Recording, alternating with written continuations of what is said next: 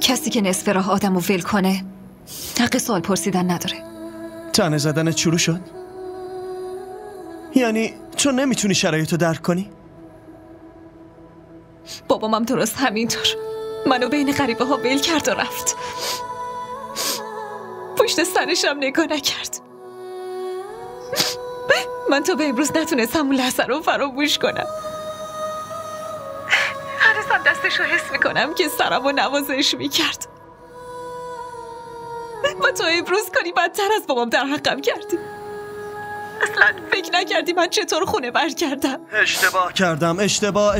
اشتباه کردم که واسه پرسیدن حالت با تماس گرفتم. حاله گله و شکایتت اصلا تمومی نداره. خب قطع کن، گوشی روی من قطع کن، خودتو توی درد سر ننداز.